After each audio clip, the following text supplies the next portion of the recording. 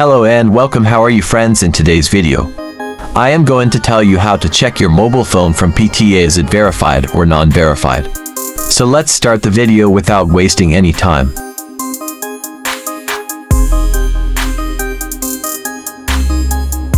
Search DVS.